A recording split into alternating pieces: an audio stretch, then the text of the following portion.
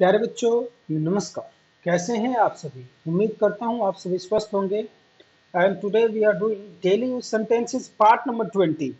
इससे पहले हमने 19 पार्ट कर लिया है और आप एक अनुमान लगा के चलिए कि हर पार्ट में यदि 10 सेंटेंसेस अगर मैंने दिए हैं, ऑल्दो 10 नहीं होते, किसी में 9 भी होते हैं, किसी में 12 भी होते हैं, किसी में 15 होते हैं, but an average will take 10 sentences. अगर 10 सेंटेंसेस हर दिन आप सीख रहे हैं तो आप ये बताइए कि 19 दिन में कितने सेंटेंसेस सीख लेंगे? 19 इंटू 10 190, 190 सेंटेंसेस यार। और 190 सेंटेंसेस यदि आप बोलने लग गए तो आप सोचिए कि आपके जिंदगी में क्या चमत्कार होगा। तो मुझे उम्मीद है कि आप लोग कर रहे होंगे, सीख रहे होंगे। देखिए भाई, English is not a language of a school और एन ऑफिस, या मतलब किसी पर्टिकुलर जगह की लैंग्वेज नहीं है। This is the language of the world. पूरे संसार की लैंग्वेज है ये। आप जहां पे भी जाइए, इंग्लिश आपका पीछा करती रहेगी। कहने का मतलब ये है, इफ यू नो इंग्लिश, सभी आपकी इज्जत करेंगे, आप कहीं पे भी एडजस्ट कर जाएंगे, कहीं पे भी कमा खा लेंगे। यदि आप इंग्लिश नहीं जानते तो भाई बड़ा मुश्किल हो जाएगा। तो मेरी बातों को अहमियत देते हुए आप लोग रजिस्टर मेंटेन कीजिए, डेली प्रैक्टिस कीजिए, सीखते रहिए और बोलते रहिए। तो लेट्स स्टार्ट। पार्ट नंबर 1 क्या है? हम लोग कर रहे हैं क्लासरूम सेंटेंसेस। देखिए, क्लासरूम में जो आपके सेंटेंसेस प्रयुक्त होते हैं डेली, हम उसको कर रहे हैं। इससे पहले दो वीडियो में स्पेशल मैंने क्लासरूम से रिलेटेड ही सेंटेंसेस डाले हुए हैं, उसको प्रैक्टिस कीजिए, सीखिए। यदि आपने ये सेंटेंसेस सीख लिया, हर एक में मान लीजिए 12 है, तो 12 बार 36-35 सेंटेंसेस आपने सीख लिया, तो आप देखिए कि क्लासरूम में फटाफट किस तरीके से अंग्रेजी बोलते हैं। चाहे वो ब्लैक बोर्ड साफ करने से रिलेटेड हो, चाहे मैं बताऊं, चाहे सीट पे बैठ जाइए, कौन से पेज पे हैं, ये सारे सेंटेंसेस इन 3 वीडियोज में आपको आ जाएंगे। तो प्लेलिस्ट जो बनी हुई है उसमें ये 3 जो स्पेशल जो हैं, which are related to your classroom sentences, उनको अलग से मैंने डाल दिया है। आप प्ले लिस्ट में जाइए और ये सारे एक बार कर लीजिए and keep on practicing. Let's start. पहला जो सेंटेंस है, पहला सेंटेंस क्या है देख लीजिए। ये जो चैलेंजेस थे पिछले वीडियो में जो हमने किया था, उसमें मैंने कुछ चैलेंजेस दिया था आपको। 10-12 हमने सेंटेंसेस किया था। After that I gave you few sentences की आप खुद लिखिए, कमेंट बॉक्स में लिखिए।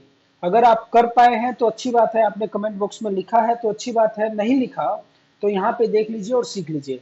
क्या आप कृपया जोर से बोल सकते हैं? Can you speak a little louder? क्या बोलेंगे आप? Can you speak a little louder? क्या किसी के पास एक्स्ट्रा पेन है? देखो भाई, क्लास में कई नमूने ऐसे होते हैं जो पेन कभी लेके नहीं जाते हैं, और क्लास में कभी कभी कभी हम लोग खुद भी भूल जाते हैं पेन ले जाना। पेन कहता है कि आज मैं घर पे रहेगा, आज स्कूल नहीं जाएगा।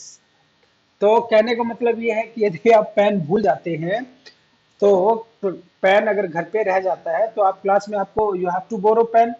आपको पेन किसी ना किसी से मांगना ही पड़ेगा। बोरो इन द सेंस, बोरो का मतलब ये नहीं है कि खरीदना, बोरो का मतलब है उधारी मांगना। जब हम किसी से उधार मांगते हैं तो हम यही बोलते हैं, बोरो कहते हैं। तो क्या किसी के पास एक्स्ट्रा पेन है? तो आप कैसे बोलेंगे? Does anyone have an extra pen? Does anyone have an extra pen? इसको बार बार बोलिए, प्रैक्टिस कीजिए और अपने फ्रेंड से बोलने की प्रैक्टिस कीजिए। Does anyone have an extra pen? देखिए, इंग्लिश मतलब स्टूडेंट लाइफ में सीखने का सबसे बेहतर चांस होता है, because somebody is there to whom you can speak English. कोई ना कोई आपको जरूर मिल जाएगा, आपका फ्रेंड, जिसके साथ आप इंग्लिश बोल सकते हैं। अब जब बड़े हो जाएंगे तो जाके आप लोग कहीं पे भी सीखते रहिए इंग्लिश स्पोकन कोर्स। अरे भाई, कोई मिलेगा ही नहीं बोलने के लिए, तो सीखे कहाँ? नानी के घर जाके। तो कहने का मतलब सीधा और सरल ये है कि अभी आप समय इन्वेस्ट कीजिए, just start speaking English. Whether you are studying grade 3, 4, 5, 6, 7, 8, 9, 10, 11 and 12, किसी भी कक्षा में पढ़ते हो, इंग्लिश बोलिए, क्योंकि इंग्लिश ही जिंदगी है मेरे दोस्त। क्या किसी के पास एक्स्ट्रा पेन है? Does anyone have an extra pen? Next, क्या आप थोड़ा धीरे बोलेंगे? पहले तो आपने बोला कि तेज बोलेंगे। Can you speak a little slow? जल्दी जल्दी बोलते हैं कई टीचर्स, तो आप थोड़ा धीरे बोलने के लिए, भाई आप लिख नहीं पा रहे हैं तो you say, ma'am can you please speak a little slow?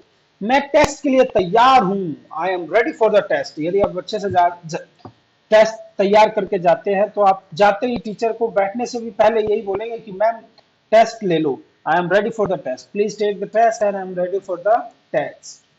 अपने सीट पे बैठे रहिए, बोलने की जरूरत पड़ जाती है, please be seated on your seat.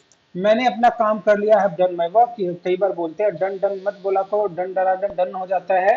If you want to speak कि भाई मैंने अपना काम कर लिया, तो यू कैन स्ट्रेट अवे से sir I have done my work, पूरा कहिए। माफ कीजिए मैं अपनी नोटबुक भूल गया, sorry I forget my notebook. देखिए हफ्ते में 2-3 बार आप नोटबुक भूल जाते हो, मुझे मालूम है, नोटबुक आपके साथ नहीं जाती है। आई नो बात सुनने कहने का मतलब, व्हेन आप काम पूरा नहीं करते तो नोटबुक तो घर पे ही भूलेंगे। भूलने का मतलब ये है कि आप ले नहीं जाएंगे और you keep your notebook in somebody's else bag, आप किसी की और के बस्ते में रख देते हैं और तब कहते हैं कि सर मैं नोटबुक भूल गया। तो सर अब भाई अंतर्यामी तो है नहीं कि दूसरे की बैग में चेक करेंगे, दिखाते नोटबुक, या घर से मंगा लेंगे। तो काम नहीं करते तो यही बहाना मांगते हैं हम लोग, बनाते हैं हम लोग कि sir I forget my notebook at my home. क्या था भाई सेंटेंस नेक्स्ट, यही था, sorry I forget my notebook. जहां भी हो वहीं रुक जाओ, stay where you are for a moment. मेरी कॉपी चेक कर दीजिए। जब काम कंप्लीट हो जाता है तो जान ले लेते हैं बच्चे टीचर्स की, sir please check my notebook, sir please check my notebook. क्षमा करें मुझे आपकी बात समझ नहीं आई, sorry I didn't get your point, sorry I didn't get your point. मान लीजिए टीचर कुछ समझा रहे हैं, if you are not able to receive, if you are not able to understand कि भाई उन्होंने क्या बताया है, तो you simply say sorry I didn't get your point. Next, अब क्लास छोड़ने का वक्त आ गया है, it's time to leave the class now. बाकी का बचा पार्ट कल करेंगे, remaining part will be done tomorrow, remaining part will be done tomorrow. मैं तुम्हारे चुप रहने का इंतजार कर रहा हूँ।